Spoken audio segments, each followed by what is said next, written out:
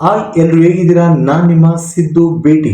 Friends, ಕೇವಲ ಗೋಬಿ ಮಂಚೂರಿಯನ್ಗಾಗಿ ಒಬ್ಬ ಮನುಷ್ಯನನ್ನ ಕೊಲೆ ಮಾಡೋದಕ್ಕೆ ಸಾಧ್ಯನಾ? ಸುಮಾರು 5 ವರ್ಷಗಳ ಕಾಲ ಅವರು ತುಂಬಾ ಬುದ್ಧಿವಂತಿಕೆಯಿಂದ ತಪ್ಪಿಸಿಕೊಂಡರು. ಅದು ಮೇ 2017 ಬೆಂಗಳೂರಿನ ಕೆಂಗೇರಿ ಸ್ಯಾಟಲೈಟ್ ಟೌನ್. ಪ್ರತಿದಿನ ಆಫೀಸ್ಗಳಿಗೆ ಓಡುವ ಜನ ಅಂದು ಭಾನುವಾರವಾಗಿದ್ದರಿಂದ ರಸ್ತೆಗಳಲ್ಲಿ ತುಂಬಾ ಕಡಿಮೆ ಪ್ರಮಾಣದಲ್ಲಿ ಕಾಣಿಸಿಕೊಳ್ಳುತ್ತಿದ್ದರು. ಆದರೆ ಕೆಂಗೇರಿ ಪೊಲೀಸ್ ಠಾಣೆಯಲ್ಲಿ ಮಾತ್ರ ಪಿಸು ಪಿಸು ಮಾತುಗಳು ಕೇಳಿ ಬರುತ್ತಿದ್ದವು. ಅದಕ್ಕೆ ಕಾರಣ ಕೆಲವೇ ನಿಮಿಷಗಳ ಮೊದಲು ಅವರಿಗೆ ಬಂದಂತ ಒಂದು ಫೋನ್ ಕಾಲ್. ಅದನ್ನು ಮಾಡಿದ್ದು 35 ವರ್ಷದ ನವೀನ್ ಎಂಬ ವ್ಯಕ್ತಿ. ಸರ್, ನನ್ನ ಸ್ವಂತ ಮನೆಯೊಳಗಿನಿಂದ ಏನೋ ಕೆಟ್ಟ ವಾಸನೆ ಬರುತ್ತಿದೆ. ಎಲ್ಲಿಂದ ಬರುತ್ತಿದೆ, ಏಕೆ ಬರುತ್ತಿದೆ ಎಂಬ ವಿಷಯ ನನಗೆ ಅರ್ಥವಾಗುತ್ತಿಲ್ಲ. ಅದನ್ನ ಸಹಿಸಿಕೊಳ್ಳಲು ನನ್ನಿಂದ ಸಾಧ್ಯವಾಗುತ್ತಿಲ್ಲ. ದಯವಿಟ್ಟು ಬಂದು ಅದನ್ನು ಪರೀಕ್ಷೆ ಮಾಡಿ ಎಂದು ಕೇಳಿಕೊಂಡನು. ಇಂಥ ಫೋನ್ ಕಾಲ್ ಅನ್ನು ಸ್ವೀಕರಿಸಿದ ಪೊಲೀಸರು ಮನೆಯಲ್ಲಿ ವಾಸನೆ ಬಂದರೆ ಯಾರಾದರೂ ಪೊಲೀಸರಿಗೆ ಕಾಲ್ ಮಾಡುತ್ತಾರೆಯೇ ಎಂದು ಅನುಮಾನ ವ್ಯಕ್ತಪಡಿಸಿದರು. ಆದರೆ ನವೀನ್ ಮಾತನಾಡುತ್ತಿರುವ ರೀತಿ ಮತ್ತು ಅವನು ಭಯಭೀತನಾಗಿರುವುದನ್ನು ನೋಡಿ ತಕ್ಷಣವೇ ಹೊರಟು ಅವನು ಹೇಳಿದ ಸ್ಥಳಕ್ಕೆ ತಲುಪಿದರು. ಆದರೆ ಅವರು ಅಲ್ಲಿಗೆ ಹೋಗುವಷ್ಟರಲ್ಲೇ ಅವನು ಮನೆಯ ಹೊರಗೆ ನಿಂತುಕೊಂಡು ಕಾಯುತ್ತಿದ್ದನು. ಸರ್, ನಾನು ಒಳಗೆ ಹೋಗಲಾರೆ, ನೀವೇ ಹೋಗಿ ನೋಡಿದ ಮೇಲೆ ನಾನು ಬರುತ್ತೇನೆ ಎಂದು ಪೊಲೀಸರನ್ನು ಒಳಗೆ ಕಳುಹಿಸಿದನು. ಸೊ ಫ್ರೆಂಡ್ಸ್, ಅವನು ಹೇಳಿದ್ದು ನಿಜವೇ ಆಗಿತ್ತು. ಮನೆಯೊಳಗೆ ಭಯಂಕರವಾದ ದುರ್ವಾಸನೆ ಬರುತ್ತಿತ್ತು. ವಾಸನೆ ಎಷ್ಟು ದಾರುಣವಾಗಿತ್ತೆಂದರೆ ಪೊಲೀಸರೇ ಮೂಗು ಮುಚ್ಚಿಕೊಳ್ಳಬೇಕಾಯಿತು. ಪೊಲೀಸರು ಇಡೀ ಮನೆ ಹುಡುಕಿದರು, ಆದರೆ ಅನುಮಾನಾಸ್ಪದವಾಗಿ ಏನೂ ಕಾಣಲಿಲ್ಲ. ಆಗ ಹೊರಗೆ ಬಂದು ನವೀನ್ ಬಳಿ, ಏನಯ್ಯ ಇದು, ಒಳಗೆ ಏನೂ ಇಲ್ಲ, ಏನೋ ಶವ ಇದ್ದ ಹಾಗೆ ನಾಟಕ ಆಡುತ್ತಿದ್ದೀಯಾ? ಇಡೀ ಮನೆ ಧೂಳು ಹಿಡಿದಿದೆ. ಮೊದಲು ಅಲ್ಲಿರುವ ವಸ್ತುಗಳನ್ನು ಹೊರಗಿಟ್ಟು ಸ್ವಚ್ಛ ಮಾಡಿಸು, ನಮ್ಮಿಂದ ವಾಸನೆ ತಡೆಯಲು ಆಗುತ್ತಿಲ್ಲ ಎಂದು ಹೇಳಿದರು. ಆದರೆ ನವೀನ್, ಇಲ್ಲ ಸರ್, ಇದು ಅಂತ ವಾಸನೆ ಅಲ್ಲ ಎಂದು ಹೇಳಿ ಪೊಲೀಸರ ಅನುಮತಿ ಪಡೆದು ಒಳಗೆ ಹೋದನು. ಅವನು ಅಲ್ಲಿಗೆ ಹೋಗಿ ಹುಡುಕುತ್ತಿದ್ದರೆ ಪೊಲೀಸರು ಅವನ ಹಿಂದೆ ಹೋದರು. ಅಂತಿಮವಾಗಿ ಬೆಡ್ರೂಮಿನ ಮೂಲೆಯಲ್ಲಿದ್ದ ಕೆಂಪು ಬಣ್ಣದ ಗೋಡಿ ಹತ್ತಿರ ನಿಂತು, ಸರ್, ಇಲ್ಲಿ ಕಬೋರ್ಡ್ ಇರಬೇಕಿತ್ತು, ಅದು ಕಾಣಿಸುತ್ತಿಲ್ಲ ಎಂದು ಜೋರಾಗಿ ಕಿರುಚಿದನು. ಪೊಲೀಸರಿಗೆ ಮೊದಲೇ ಸಿಟ್ಟು ಬಂದಿತ್ತು. ಈಗ ಇವನು ಮನೆಯ ಕಬೋರ್ಡ್ ಕಳೆದು ಹೋಗಿದೆ ಎನ್ನುತ್ತಿದ್ದಾನಲ್ಲ ಎಂದು ಮತ್ತಷ್ಟು ಕೋಪಗೊಂಡರು. ಆದರೆ ನವೀನ್ ಪೊಲೀಸರನ್ನು ಒಪ್ಪಿಸಿ ಆ ಗೋಡಿ ಹತ್ತಿರ ಕಳೆದೊಯ್ದಾಗ ಮನೆಯಲ್ಲಿದ್ದ ಕೆಟ್ಟ ವಾಸನೆ ಅಲ್ಲಿಂದಲೇ ಬರುತ್ತಿರುವುದು ಪೊಲೀಸರಿಗೂ ಅರಿವಾಯಿತು. ನವೀನ್ ಆ ಗೋಡೆಯ ಒಂದು ಮೂಲೆಯನ್ನು ಮಾತ್ರ ತೋರಿಸುತ್ತಿದ್ದನು. ಆ ಜಾಗದಲ್ಲಿ ಗೋಡೆಯನ್ನು ಒಡೆದು ನೋಡಿದಾಗ ಮೊದಲು ಮರದ ಹಲಗೆ, ನಂತರ ಸಿಮೆಂಟ್ ಕಾಣಿಸಿತು. ಇನ್ನು ಸೂಕ್ಷ್ಮವಾಗಿ ನೋಡಿದಾಗ ಆ ಸಿಮೆಂಟ್ನೊಳಗೆ ಕೊಳೆತು ಹೋಗಿರುವ ಸ್ಥಿತಿಯಲ್ಲಿ ಒಂದು ಮನುಷ್ಯನ ಶವ ಪತ್ತೆಯಾಯಿತು. ಕೂಡಲೇ ಪೊಲೀಸರು ಇದು ಯಾರು ಎಂದು ನವೀನ್ ಅನ್ನು ಕೇಳಿದಾಗ ಶವ ಗುರುತು ಸಿಗದಷ್ಟು ಕೊಳೆತು ಹೋಗಿದ್ದರಿಂದ ನವೀನ್ ಕೂಡ ಗೊತ್ತಿಲ್ಲ ಎಂದನು. ಅಸಲಿಗೆ ಇಲ್ಲಿ ಏನಾಗುತ್ತಿದೆ? ನವೀನ್ ಮನೆಯೊಳಗೆ ಶವ ಹೇಗೆ ಬಂತು? ಗೋಡೆಯ ಒಳಗಡೆ ಶವ ಇದೆ ಎಂದು ನವೀನ್ಗೆ ಹೇಗೆ ತಿಳಿಯಿತು? ಇಷ್ಟು ದಿನ ಅವನು ಪೊಲೀಸರಿಗೆ ಏಕೆ ತಿಳಿಸಲಿಲ್ಲ? ಜೊತೆಗೆ ಕೊಲೆಗಾರರು ಸಿಕ್ಕಿ ಬಿದ್ದಿದ್ದಾದರೂ ಹೇಗೆ? ಸೊ ಫ್ರೆಂಡ್ಸ್, ಈ ವಿಡಿಯೋದಲ್ಲಿ ಇನ್ನೂ ಹಲವು ವಿಷಯಗಳಿವೆ. ಆದ್ದರಿಂದ ಈ ವಿಡಿಯೋವನ್ನು ಎಲ್ಲಿ ಕೂಡ ಸ್ಕಿಪ್ ಮಾಡದೆ ಪೂರ್ತಿಯಾಗಿ ನೋಡಿ ಫ್ರೆಂಡ್ಸ್. ಹಾಗೆ ನಿಮ್ಮೆಲ್ಲರ ಬೆಂಬಲಕ್ಕಾಗಿ ಈ ವಿಡಿಯೋ ಇಷ್ಟವಾದರೆ ಲೈಕ್ ಮಾಡಿ, ನಮ್ಮ ಚಾನಲ್ ಅನ್ನು ಸಬ್ಸ್ಕ್ರೈಬ್ ಮಾಡಿಕೊಳ್ಳಿ. ಶವವನ್ನು ಹೊರತೆಗೆದು ಪೋಸ್ಟ್ ಮಾರ್ಟಂಗೆ ಕಳುಹಿಸಿ ಫೋರೆನ್ಸಿಕ್ ತಂಡ ಸಾಕ್ಷಿಗಳನ್ನು ಹುಡುಕುತ್ತಿರುವಾಗ ಒಂದು ಪ್ರಮುಖ ಸುಳಿವು ಸಿಕ್ಕಿತು. ಅದೇ ಒಂದು ಮೊಬೈಲ್ ಫೋನ್. ಅದು ಹಲವು ದಿನಗಳಿಂದ ಬಳಕೆಯಾಗಿರಲಿಲ್ಲ. ಅದರ ಬಗ್ಗೆ ನವೀನ್ಗೂ ಸಹ ಏನು ತಿಳಿದಿರಲಿಲ್ಲ. ಅದನ್ನು ಸೈಬರ್ ಕ್ರೈಮ್ಗೆ ನೀಡಿ ಆನ್ ಮಾಡಿಸಿದಾಗ ಆ ಮೊಬೈಲ್ ನಲ್ಲಿದ್ದ ಡೇಟಾವನ್ನು ಪರಿಶೀಲಿಸಿದಾಗ ಅದರಲ್ಲಿನ ನಂಬರ್ ಏರೋನಾಟಿಕಲ್ ಇಂಜಿನಿಯರಿಂಗ್ ಓದುತ್ತಿರುವ ಒಬ್ಬ ವ್ಯಕ್ತಿಯ ಹೆಸರಿನಲ್ಲಿ ರಿಜಿಸ್ಟರ್ ಆಗಿತ್ತು. ಆಗ ಪೊಲೀಸರು ಖಂಡಿತವಾಗಿಯೂ ಈ ವಿದ್ಯಾರ್ಥಿಗೂ ಮತ್ತು ಈ ಕೊಲೆಗೂ ಏನೋ ಸಂಬಂಧವಿದೆ ಎಂದು ನಿರ್ಧಾರ ಮಾಡಿದರು. ಆ ಮೊಬೈಲ್ ನಲ್ಲಿದ್ದ ಮಾಹಿತಿಯನ್ನು ಬಳಸಿಕೊಂಡು ಪೊಲೀಸರು ನಂದೀಶ್ ಎಂಬ ಏರೋನಾಟಿಕಲ್ ಇಂಜಿನಿಯರಿಂಗ್ ವಿದ್ಯಾರ್ಥಿಯನ್ನು ಹಿಡಿದರು. ಆದರೆ ಅವನನ್ನು ಹೆಚ್ಚೇನು ಪ್ರಶ್ನೆ ಮಾಡಲಿಲ್ಲ. ಕೇವಲ ಆ ಮನೆಯ ಬಗ್ಗೆ ಹೇಳಿದ ತಕ್ಷಣ ಅದರಲ್ಲಿದ್ದ ಶವದ ಬಗ್ಗೆ ಕೇಳುವ ಮುನ್ನವೇ ಅದಕ್ಕೂ ನನಗೂ ಯಾವುದೇ ಸಂಬಂಧವಿಲ್ಲ, ಆ ಕೊಲೆ ನಾನು ಮಾಡಿಲ್ಲ ಎಂದು ಅವನೇ ಹೇಳಲು ಶುರು ಮಾಡಿದನು. ಆದರೆ ಪೊಲೀಸರು ಯಾವ ಹಂತಕನಾದರೂ ತನಗೆ ಏನು ಗೊತ್ತಿಲ್ಲ ಎಂದು ಹೇಳುತ್ತಾನೆ. ನಿನಗೆ ಅಲ್ಲಿ ಶವ ಇದೆ ಎಂದು ಮೊದಲೇ ಗೊತ್ತಿತ್ತು, ಅಂದರೆ ನಿನಗೂ ಅದಕ್ಕೂ ಸಂಬಂಧವಿದೆ ಎಂದು ಬೆದರಿಸಿದರು. ಆಗ ಅವನು ಅದನ್ನು ಮಾಡಿದ್ದು ನಾನಲ್ಲ, ಆದರೆ ಯಾರು ಮಾಡಿದರು ಎಂದು ನನಗೆ ಗೊತ್ತು ಎಂದು ಹೇಳಿದನು. ಆ ನಂತರ ಅವರು ಈಗ ಎಲ್ಲಿದ್ದಾರೆ ಎಂದು ತೋರಿಸಲು 3 ಕಾನ್ಸ್ಟೇಬಲ್ಗಳನ್ನು ಮೆಜೆಸ್ಟಿಕ್ ನಲ್ಲಿರುವ ಒಂದು ಲಾಡ್ಜ್ಗೆ ಕರೆದುಕೊಂಡು ಹೋದರು. ಆದರೆ ಪೊಲೀಸರು ಒಳಗೆ ಹೋಗಿ ನೋಡಿದರೆ ಅಲ್ಲಿ ಅವನು ಹೇಳಿದ ಹಾಗೆ ಯಾರು ಇರಲಿಲ್ಲ. ಪೊಲೀಸರೊಂದಿಗೆ ಆಟ ಆಡುತ್ತಿದ್ದೀಯಾ ಎಂದು ನಂದೀಶ್ ಮೇಲೆ ಗಂಭೀರವಾದರು. ಆದರೆ ಅವನು ನಿಜವಾಗಲು ಹೇಳುತ್ತಿದ್ದೇನೆ ಸರ್, ಬಹುಶಃ ಅವರು ಉತ್ತರ ಭಾರತಕ್ಕೆ ಹೋಗಿರಬಹುದು ಎಂದು ಇನ್ನೊಂದು ಕತೆ ಹೇಳಿದನು. ಈ ಬಾರಿ ಪೊಲೀಸರು ಅವನ ಮಾತನ್ನು ನಂಬಲು ತಯಾರಿದ್ದಾರೆ ಎಂದರೆ ಹೌದು, ಏಕೆಂದರೆ ಅಷ್ಟರಲ್ಲಿ ಬಂದಿದ್ದ ಪೋಸ್ಟ್ ಮಾರ್ಟಮ್ ವರದಿಯಲ್ಲಿ ಆ ಸಾವು ಆಗಸ್ಟ್ 2016 ಸುಮಾರಿಗೆ ಸಂಭವಿಸಿರಬಹುದು ಎಂದು ಹೇಳಲಾಗಿತ್ತು. ಅಂದರೆ ಆ ಮನುಷ್ಯನನ್ನು ಕೊಂದು ಸುಮಾರು 8 ತಿಂಗಳ ನಂತರ ವಿಷಯ ಹೊರಬಂದಿತ್ತು. ಇದು ನಂದೀಶ್ ಹೇಳಿದ ಕತೆಗೆ ಸರಿಯಾಗಿ ಹೊಂದಿಕೆಯಾಗುತ್ತಿತ್ತು. ಆದ್ದರಿಂದ ಪೊಲೀಸರು ಕೂಡ ಆರೋಪಿಗಳು ಉತ್ತರ ಭಾರತಕ್ಕೆ ಹೋಗಿರಬಹುದು ಎಂದು ಎಲ್ಲ ಸ್ಟೇಷನ್ಗಳಿಗೂ ವಿವರಗಳನ್ನು ಕಳುಹಿಸಿದರು. ಆದರೆ ಎಷ್ಟು ಕಾದರೂ ಯಾವುದೇ ಪ್ರಯೋಜನವಾಗಲಿಲ್ಲ. ಕೇಸ್ ಹೊರಬಂದು 2 ವರ್ಷವಾಗುತ್ತಿದ್ದಂತೆ ಕೋವಿಡ್ ಬಂದಿದ್ದರಿಂದ ಕೇಸ್ ಅಲ್ಲಿಗೆ ಮುಗಿದು ಹೋಯಿತು ಎಂದು ಎಲ್ಲರೂ ಅಂದುಕೊಂಡರು. ಆದರೆ ಪೊಲೀಸರು ಒಂದು ಕಡೆ ನಂದೀಶ್ನನ್ನು ಹತ್ತಿರದಿಂದ ಗಮನಿಸುತ್ತಿದ್ದರು ಮತ್ತು ಅವನು ಕೊಟ್ಟ ವಿವರಗಳಲ್ಲಿದ್ದ ವ್ಯಕ್ತಿಗಳ ಬಗ್ಗೆ ವಿಚಾರಿಸುತ್ತಲೇ ಇದ್ದರು. ಆದರೆ ಆ ಹಂತಕರು ಎಷ್ಟು ಬುದ್ಧಿವಂತಿಕೆಯಿಂದ ವರ್ತಿಸುತ್ತಿದ್ದರು ಎಂದರೆ ಆ ಹೆಸರುಗಳು ಆಧಾರ್ ಕಾರ್ಡ್ ನಲ್ಲಿರುವ ವ್ಯಕ್ತಿಗಳು ಇದ್ದಾರೆ ಎಂಬ ವಿಷಯ ಕೂಡ ಹೊರಬರದಂತೆ ಕನಿಷ್ಠ ಬ್ಯಾಂಕ್ ಖಾತೆಗಳನ್ನು ಕೂಡ ಬಳಸದೆ ತುಂಬಾ ಜಾಗೃತಿಯಾಗಿದ್ದರು. ಇದರಿಂದ ಹಂತಕರು ಯಾರೆಂದು ಗೊತ್ತಿದ್ದರೂ ಅವರನ್ನು ಹಿಡಿಯಲು ಪೊಲೀಸರಿಗೆ ಸಾಧ್ಯವಾಗುತ್ತಿರಲಿಲ್ಲ. ಅಂತಿಮವಾಗಿ ಘಟನೆ ನಡೆದ 5 ವರ್ಷಗಳ ನಂತರ 2022ರಲ್ಲಿ ಹಂತಕ ತನ್ನ ಆಧಾರ್ ಕಾರ್ಡ್ ಬಳಸಿ ಬ್ಯಾಂಕ್ ಅಕೌಂಟ್ ಓಪನ್ ಮಾಡಲು ಪ್ರಯತ್ನಿಸಿದನು. ಅದು ಕೂಡ ಮಹಾರಾಷ್ಟ್ರದ ಕೊಲ್ಲಾಪುರದಲ್ಲಿ. ತಕ್ಷಣ ಪೊಲೀಸರು ಎಚ್ಚೆತ್ತುಕೊಂಡು ಅಲ್ಲಿಗೆ ಹೋಗಿ ಇಬ್ಬರನ್ನು ಅರೆಸ್ಟ್ ಮಾಡಿ ಕರೆದುಕೊಂಡು ಬಂದರು.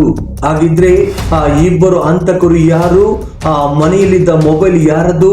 ಆ ನಂದೀಶ್ ಯಾರು? ಮುಖ್ಯವಾಗಿ ಆ ಮನೆಯ ಮಾಲೀಕ ನವೀನ್ ಎಂದು ಹೇಳಿದ್ದೇನಲ್ಲವೇ? ಸಾಮಾನ್ಯವಾಗಿ ಯಾವುದೇ ಕೇಸ್ನಲ್ಲಿ ಶವ ಮನೆಯಲ್ಲಿದ್ದರೆ ಮಾಲೀಕನನ್ನು ಮೊದಲು ವಿಚಾರಿಸುತ್ತಾರೆ. ಆದರೆ ನವೀನ್ ಮನೆಯ ಮಾಲೀಕನೇ ಹೊರತು ಅಲ್ಲಿ ವಾಸ ಮಾಡುತ್ತಿರಲಿಲ್ಲ. ಹಾಗಾದರೆ ಮೊದಲು ಅಲ್ಲಿ ಯಾರು ಇದ್ದರು ಎಂದರೆ ಸಂಜಯ್ ಎಂಬ ಏರೋನಾಟಿಕಲ್ ಇಂಜಿನಿಯರಿಂಗ್ ವಿದ್ಯಾರ್ಥಿ, ಅವನ ತಾಯಿ ಶಶಿಕಲಾ ಮತ್ತು ಅವಳ ತಾಯಿ 69 ವರ್ಷದ ಶಾಂತಕುಮಾರಿ. ಈ ಮೂವರು ಕೂಡ ಅಲ್ಲಿ ವಾಸ ಮಾಡುತ್ತಿದ್ದರು. ಪೊಲೀಸರಿಗೆ ಸಿಕ್ಕ ಮೊಬೈಲ್ ಕೂಡ ನಂದೀಶನದಲ್ಲ, ಅದು ಸಂಜಯ್ದು. ಹಾಗಾದರೆ ಸಂಜಯ್ ತನ್ನ ಮೊಬೈಲ್ ಬಿಟ್ಟು ಏಕೆ ಹೋದನು?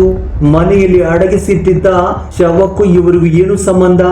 ಇವರು ಏಕೆ ತಲೆಮರೆಸಿಕೊಂಡು ಬದುಕುತ್ತಿದ್ದರು?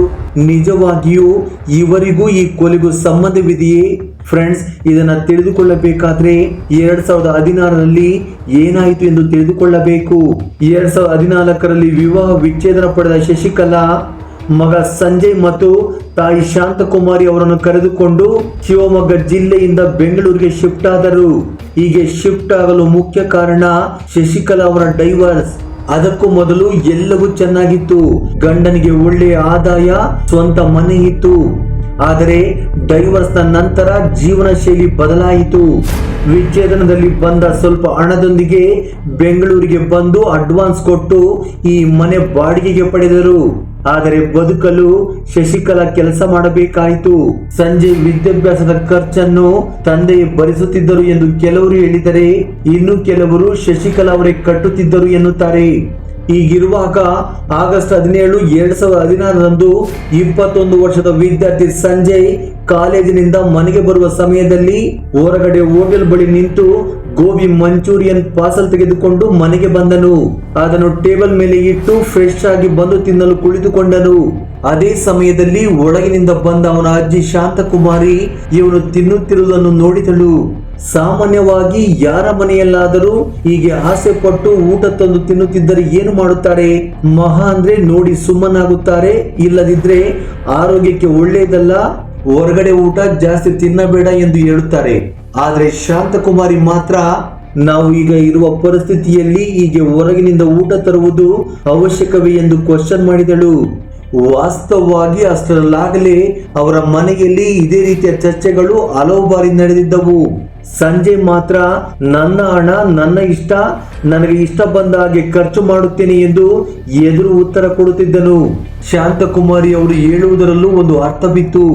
ಮೊದಲೇ ಹೇಳಿದ ಹಾಗೆ ಅವರ ಆರ್ಥಿಕ ಪರಿಸ್ಥಿತಿ ಸರಿಯಾಗಿರಲಿಲ್ಲ. ಶಾಂತಕುಮಾರಿ ಅವರ ಪೆನ್ಷನ್ ಹಣವೇ ಮನೆ ನಡೆಸಲು ಬಳಕೆಯಾಗುತ್ತಿತ್ತು. ಅಂತ ಕಷ್ಟದ ಸಮಯದಲ್ಲಿ ಹೀಗೆ ಪದೇ ಪದೇ ಹೊರಗಿನಿಂದ ಊಟ ತರುತ್ತಿದ್ದರೆ ಅವರಿಗೂ ಕೋಪ ಬಂದು ಅದು ನನ್ನ ಹಣ ಎಂದು ಗಂಭೀರವಾಗಿ ಜಗಳವಾಡಲು ಶುರು ಮಾಡಿದರು. ಆದರೆ ಸಂಜಯ್ ಕೂಡ ಸರಿ, ಯಾರೋ ಹಿರಿಯರು ಅಥವಾ ವಯಸ್ಸಾದವರು ಚಾಳಿ ಎಂದು ಮಾತನಾಡುತ್ತಿದ್ದಾರೆ ಎಂದು ಸುಮ್ಮನಿರದೆ ಶಾಂತಕುಮಾರಿ ಅವರ ಎದುರು ನಿಂತು ಜೋರಾಗಿ ಕಿರುಚಾಡಿದನು. ಆಗ ಅವರು ಕೂಡ ಹಾಗೆ ಕಿರುಚಿದರು. ಇಬ್ಬರ ಮಧ್ಯೆಯೂ ತುಂಬಾ ಗಂಭೀರವಾದ ವಾಗ್ವಾದ ನಡೆಯಿತು. ಇದ್ದಕ್ಕಿದ್ದಂತೆ ಸಂಜಯ್ ಮಾತನಾಡುವುದನ್ನು ನಿಲ್ಲಿಸಿ ಸೈಲೆಂಟ್ ಆಗಿ ಅಲ್ಲಿಂದ ಊಟ ಮಾಡದೆಯೇ ಹೊರಟು ಹೋದನು. ಆಗ ಶಾಂತಕುಮಾರಿ ಕೂಡ ಏನು ಮಾತನಾಡದೆ ಮೌನವಾಗಿ ನಿಂತು ಯೋಚನೆ ಮಾಡೋದಕ್ಕೆ ಶುರು ಮಾಡಿದಳು. ನಾನು ಏನಾದರೂ ತಪ್ಪಾಗಿ ಮಾತನಾಡಿದ್ದೇನೆ? ಹುಡುಗ ಊಟ ಮಾಡದೆ ಹೊರಟು ಹೋದನಲ್ಲ, ಎಷ್ಟು ಚೆನ್ನಾಗಿ ಬದುಕಿದ್ದ ನಾವು, ನಮ್ಮ ಪರಿಸ್ಥಿತಿ ಹೀಗಾಗಿದೆ, ಇದಕ್ಕಾಗಿ ಜಗಳ ಆಡಬೇಕಾಯ್ತಲ್ಲ ಎಂದು ಅವರು ಯೋಚಿಸುವಷ್ಟರಲ್ಲೇ ಅಲ್ಲಿಗೆ ಮತ್ತೆ ಬಂದ ಸಂಜಯ್ ತನ್ನ ಕೈ ಹಿಂದೆ ಏನನ್ನು ಬೆನ್ನ ಹಿಂದೆ ಬಚ್ಚಿಟ್ಟುಕೊಂಡು ನಿಂತಿದ್ದನು. ಆಗ ಶಾಂತಕುಮಾರಿ ಅವರು ಏನಾಯಿತು ಎಂದು ಅವನ ಕಡೆ ನೋಡುತ್ತಿರುವಾಗಲೇ ಒಮ್ಮಿಂದೊಮ್ಮೆಲೆ ಅವನು ಅವರ ತಲೆಯ ಮೇಲೆ ಜೋರಾಗಿ ಹೊಡೆದನು. ಸಂಜಯ್ ಸೈಲೆಂಟ್ ಆಗಿ ಅಡುಗೆ ಮನೆಗೆ ಹೋಗಿ ಅಲ್ಲಿಂದ ಒಂದು ದೋಸೆ ಹಂಚನ್ನು ತಂದು ಶಾಂತಕುಮಾರಿ ಅವರ ತಲೆಯ ಮೇಲೆ ಬಲವಾಗಿ ಹೊಡೆದಿದ್ದನು. ಒಂದೇ ಏಟಿಗೆ ಅವರ ತಲೆಯಿಂದ ರಕ್ತ ಬರಲು ಶುರುವಾಯಿತು. ಶಾಂತಕುಮಾರಿ ಜೋರಾಗಿ ಕಿರ್ಚಿ ಸಂಜಯ್ನನ್ನು ತಳ್ಳಿ ಅಲ್ಲಿಂದ ಹೋಗಲು ಪ್ರಯತ್ನಿಸಿದಾಗ ಹೋಗುತ್ತಿದ್ದ ಅವರ ತಲೆಯ ಹಿಂಭಾಗಕ್ಕೆ ಇನ್ನೂ 2 ಬಾರಿ ಹೊಡೆದನು. ಇದರಿಂದ ಅವರು ಕೆಳಗೆ ಬಿದ್ದು ಹೋದರು. ಆರಂಭದಲ್ಲಿ ಅವರು ಪ್ರಜ್ಞೆಯಲ್ಲಿ ಇದ್ದರೂ ಕೈಯನ್ನು ಸ್ವಲ್ಪ ಮೇಲೆತ್ತಿ ಕಾಪಾಡುವಂತೆ ಕೇಳಿಕೊಂಡರು. ಆದರೆ ಸಂಜಯ್ ಮಾತ್ರ ಇದ್ಯಾವುದನ್ನು ಲೆಕ್ಕಿಸದೆ ಕೈಯಲ್ಲಿ ಆ ಪ್ಯಾನ್ ಹಿಡಿದುಕೊಂಡು ಹಾಗೆ ನಿಂತಿದ್ದನು. ಈ ಕೂಗಾಟ ಕಿರುಚಾಟ ಕೇಳಿ ರೂಮ್ನ ಒಳಗಿನಿಂದ ಹೊರಗೆ ಬಂದ ಶಶಿಕಲಾ ರಕ್ತ ಸಿಕ್ತವಾದ ಫ್ಯಾನ್ ಹಿಡಿದಿದ್ದ ಸಂಜಯ್ನನ್ನು ಮತ್ತು ಕೆಳಗೆ ಪ್ರಾಣಕ್ಕಾಗಿ ಹೋರಾಡುತ್ತಿದ್ದ ತನ್ನ ತಾಯಿಯನ್ನು ನೋಡಿ ಶಾಕ್ ಆಗಿ ಏನು ಮಾಡಬೇಕೆಂದು ಗೊತ್ತಾಗದೆ ನಿಂತು ಬಿಟ್ಟಳು. ಹಾಗೆ ನಿಂತು ನೋಡುತ್ತಿದ್ದ ಅವಳಿಗೆ ಸಂಜಯ್ ಏನು ಹೇಳುವ ಮೊದಲೇ ಅಲ್ಲಿ ಏನಾಗಿದೆ ಎಂಬುದು ಅರ್ಥವಾಯಿತು. ಅಲ್ಲಿಯವರೆಗೂ ಕೈ ಮೇಲೆತ್ತಿ ಕಾಪಾಡಿ ಎಂದು ಸನ್ನೆ ಮಾಡುತ್ತಿದ್ದ ಶಾಂತಕುಮಾರಿ ಈಗ ಕೈ ಕೆಳಗೆ ಹಾಕಿ ಕೇವಲ ಬೆರಳುಗಳನ್ನು ಮಾತ್ರ ಆಡಿಸುತ್ತಿದ್ದಳು. ಈಗ ಶಾಕ್ನಿಂದ ಹೊರಬಂದ ಶಶಿಕಲಾ ಕೂಡಲೇ ಹೋಗಿ ಸಂಜಯ್ ಕೈಯಲ್ಲಿದ್ದ ಆ ಪ್ಯಾನ್ ಅನ್ನು ಕಿತ್ತುಕೊಂಡಳು. ಫ್ರೆಂಡ್ಸ್, ಇಲ್ಲಿ ಏನಾಗುತ್ತಿದೆ ಎಂದು ನಿಮಗೆ ಈಗಾಗಲೇ ಅರ್ಥವಾಗಿರಬಹುದು. ಕೊನೆಯ ಉಸಿರೆಳೆಯುತ್ತಿರುವ ಅವರನ್ನು ಆಸ್ಪತ್ರೆಗೆ ಕರೆದುಕೊಂಡು ಹೋದರು. ಅಲ್ಲಿನ ಡಾಕ್ಟರ್ಗಳಿಗೆ ಖಂಡಿತವಾಗಿಯೂ ಏನಾಯಿತು ಎಂದು ಹೇಳಲೇಬೇಕಾಗುತ್ತದೆ. ಒಂದು ವೇಳೆ ಹೇಳದಿದ್ದರೂ ಶಾಂತಕುಮಾರಿ ಅವರಿಗೆ ಎಚ್ಚರವಾದರೆ ಅವರೇ ಸತ್ಯ ಹೇಳಿಬಿಡುತ್ತಾರೆ. ಸಂಜಯ್ ಇಂಥ ಕೆಲಸ ಮಾಡಿದ್ದಾನೆ ಎಂದು ಹೊರಗೆ ಗೊತ್ತಾದರೆ ಅವನ ಮೇಲೆ ಕೇಸ್ ಕೂಡ ದಾಖಲಾಗುತ್ತದೆ. ಈ ಪ್ರಕ್ರಿಯೆಯಲ್ಲಿ ಶಾಂತಕುಮಾರಿ ತೀರಿಕೊಂಡರೆ ಸಂಜಯ್ ಜೈಲಿಗೆ ಹೋಗುತ್ತಾನೆ. ಈಗ ತನ್ನನ್ನು ಎತ್ತು ಹೊತ್ತು ಬೆಳೆಸಿದ ತಾಯಿಯ ಪ್ರಾಣ ಒಂದು ಕಡೆಯಾದರೆ ತಾನು ಎತ್ತು ಬೆಳೆಸಿದ ಮಗನ ಭವಿಷ್ಯ ಇನ್ನೊಂದು ಕಡೆ. ಹೀಗೆ ಯೋಚನೆ ಮಾಡಿದ ಶಶಿಕಲಾ ಮಗನೇ ಮುಖ್ಯ ಎಂದು ನಿರ್ಧರಿಸಿ ಮಗನ ಕೈಯಲ್ಲಿದ್ದ ಪ್ಯಾನ್ ತೆಗೆದುಕೊಂಡಳು. ಅದು ತಪ್ಪನ್ನು ತನ್ನ ಮೇಲೆ ಹಾಕಿಕೊಂಡು ಜೈಲಿಗೆ ಹೋಗಲು ಅಲ್ಲ, ಬದಲಿಗೆ ಇದರಿಂದ ಹೇಗೆ ತಪ್ಪಿಸಿಕೊಳ್ಳುವುದು ಹೇಳು ಎಂದು ಸಂಜಯ್ನನ್ನು ಕೂರಿಸಿಕೊಂಡು ಕೇಳುತ್ತಿದ್ದಳು. ಇಲ್ಲಿಂದ ಮುಂದೆ ಸಂಜಯ್ ಹೇಳಿದ ಪ್ರತಿಯೊಂದು ಮಾತಿಗೂ ಅವಳು ಸರಿ ಎಂದು ತಲೆಯಾಡಿಸಿದಳು. ಪಕ್ಕದಲ್ಲಿ ಶಾಂತಕುಮಾರಿ ಇನ್ನು ಪ್ರಾಣದೊಂದಿಗೆ ಇದ್ದರೂ ಅವರಿಬ್ಬರು ಅಲ್ಲೇ ಕುಳಿತು ಮುಂದೆ ಏನು ಮಾಡಬೇಕು ಎಂದು ಮಾತನಾಡಿಕೊಳ್ಳುತ್ತಿದ್ದರು. ಸ್ಟಾರ್ಟಿಂಗ್ ನಲ್ಲಿ ಅವರು ಹಾಕಿದ ಮೊದಲ ಪ್ಲಾನ್ ಏನೆಂದರೆ ಇಲ್ಲಿಂದ ಅರ್ಜೆಂಟ್ ಆಗಿ ಇವರನ್ನು ತಮ್ಮ ಸ್ವಂತ ಊರಿಗೆ ಕರೆದುಕೊಂಡು ಹೋಗಿ ಅಲ್ಲೇ ಸುಟ್ಟು ಹಾಕಿದರೆ ಯಾರಿಗೂ ತಿಳಿಯುವುದಿಲ್ಲ. ನಂತರ ಯಾರಾದರೂ ಕೇಳಿದರೆ ಸಹಜವಾಗಿ ತೀರಿಕೊಂಡರು. ಆ ಅಡಬಿಡಿಯಲ್ಲಿ ಯಾರನ್ನು ಕರೆಯುವುದಕ್ಕೆ ಸಾಧ್ಯವಾಗಲಿಲ್ಲ ಎಂದು ಹೇಳಬಹುದು ಎಂದು ಅಂದುಕೊಂಡರು. ಸಂಜೆ ತನ್ನ ಅಜ್ಜಿಯನ್ನು ಕೊಂದ ನಂತರ ಗಾಬರಿಯಾಗಿ ಮೊದಲು ಒಬ್ಬ ಸ್ನೇಹಿತನಿಗೆ ಕಾಲ್ ಮಾಡಿ ಅರ್ಜೆಂಟ್ ಆಗಿ ಒಂದು ಕ್ಯಾಬ್ ಅರೇಂಜ್ ಮಾಡು, ನನ್ನ ಅಜ್ಜಿ ಸತ್ತು ಹೋಗಿದ್ದಾರೆ, ಊರಿಗೆ ಕರೆದುಕೊಂಡು ಹೋಗಬೇಕು ಎಂದು ಹೇಳಿದನು. ಆದರೆ ಅವನ ಸ್ನೇಹಿತನಿಗೆ ಏನೋ ಅನುಮಾನ ಬಂದು ಆಮೇಲೆ ಫೋನ್ ಎತ್ತುವುದನ್ನೇ ನಿಲ್ಲಿಸಿದನು. ಆ ನಂತರ ಮತ್ತೆ ಸಂಜಯ್ ತನ್ನ ಜೊತೆ ಓದುತ್ತಿದ್ದ ನಂದೀಶ್ ಎಂಬ ಸ್ನೇಹಿತನಿಗೆ ವಿಷಯ ತಿಳಿಸಿ ಸಹಾಯ ಕೇಳಿದನು. ಮೊದಲು ಹೆದರಿದ ನಂದೀಶ್ ಆಮೇಲೆ ಸಹಾಯ ಮಾಡಲು ಒಪ್ಪಿಕೊಂಡನು. ಆ ನಂತರ ಇಬ್ಬರು ಸೇರಿ ಒಂದು ನೀಲಿ ಬಣ್ಣದ ಪ್ಲಾಸ್ಟಿಕ್ ಡ್ರಮ್ ತಂದರು. ಆದರೆ ಮೃತದೇಹ ದೊಡ್ಡದಾಗಿದ್ದರಿಂದ ಅದರಲ್ಲಿ ಹಿಡಿಯಲಿಲ್ಲ. ಆಗ ಸಂಜಯ್ ದೇಹವನ್ನು ತುಂಡು ತುಂಡಾಗಿ ಕತ್ತರಿಸಿ ಡ್ರಮ್ ಒಳಗೆ ಹಾಕೋಣ ಎಂದು ಹೇಳಿದನು. ಇದನ್ನು ಕೇಳಿದ ನಂದೀಶ್ ನಡುಗಿ ಹೋದನು. ಕೊನೆಗೆ ಅದಕ್ಕೆ ಅವನು ಒಪ್ಪಲಿಲ್ಲ. ಕೊನೆಗೆ ಬೇರೆ ದಾರಿ ಇಲ್ಲದೆ ಕಬೋರ್ಡ್ ಶೆಲ್ಫ್ ಗಳನ್ನು ಮುರಿದು ಅದರೊಳಗೆ ಶವವನ್ನು ಇಟ್ಟು ಸಿಮೆಂಟ್ ನಿಂದ ಪೂರ್ತಿಯಾಗಿ ಮುಚ್ಚಿಬಿಟ್ಟರು. ಅದರ ಮೇಲೆ ಕೆಂಪು ಬಣ್ಣದ ಪೇಂಟ್ ಬಳಿದರು. ಹೀಗೆ ಸುಮಾರು 5 ತಿಂಗಳ ಕಾಲ ಆ ಮನೆಯಲ್ಲಿ ಇದ್ದ ಸಂಜಯ್ ಮತ್ತು ಅವನ ತಾಯಿ ಶಶಿಕಲಾ ವಾಸನೆ ಬರಲು ಪ್ರಾರಂಭಿಸಿದಾಗ ಮನೆ ಮಾಲೀಕನಿಗೆ ಸುಳ್ಳು ಹೇಳಿ 50,000 ರೂಪಾಯಿ ಪಡೆದು ಮಹಾರಾಷ್ಟ್ರಕ್ಕೆ ಪರಾರಿಯಾದರು. ಸಂಜಯ್ ತನ್ನ ಫೋನ್ ಅನ್ನು ಮನೆಯಲ್ಲಿ ಬಿಟ್ಟು ಹೋಗಿದ್ದನು.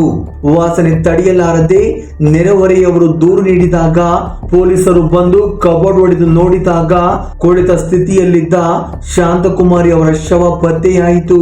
ಅಂತಿಮವಾಗಿ ಮಹಾರಾಷ್ಟ್ರದಲ್ಲಿ ಹೆಸರು ಬದಲಾಯಿಸಿಕೊಂಡು ಕೆಲಸ ಮಾಡುತ್ತಿದ್ದ ಸಂಜಯ್ 5 ವರ್ಷಗಳ ನಂತರ ತನ್ನ ಅಸಲಿ ಆಧಾರ್ ಕಾರ್ಡ್ ಬಳಸಿ ಬ್ಯಾಂಕ್ ಅಕೌಂಟ್ ಓಪನ್ ಮಾಡೋದಕ್ಕೆ ಹೋದಾಗ ಪೊಲೀಸರಿಗೆ ಸಿಕ್ಕಿಬಿದ್ದನು.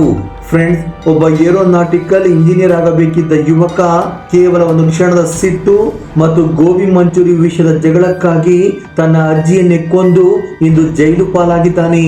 ಫ್ರೆಂಡ್ಸ್, ಈ ಸ್ಟೋರಿಯಲ್ಲಿ ತಪ್ಪು ಯಾರದು ಎಂದು ನೀವು ಅಂದುಕೊಳ್ಳುತ್ತಿದ್ದೀರೋ ನಿಮ್ಮ ಅನಿಸಿಕೆ ಅಭಿಪ್ರಾಯಗಳನ್ನು ಕಮೆಂಟ್ ಬಾಕ್ಸ್ ಅಲ್ಲಿ ಕಮೆಂಟ್ ಮಾಡಿ. ಹಾಗೆ ಈ ವಿಡಿಯೋ ನಿಮಗೆ ಇಷ್ಟವಾಗಿದ್ದರೆ ದಯವಿಟ್ಟು ಲೈಕ್ ನೀಡಿ ನಮ್ಮ ಚಾನಲ್ ಅನ್ನು ಸಬ್ಸ್ಕ್ರೈಬ್ ಮಾಡಿಕೊಳ್ಳಿ. Thank you for watching.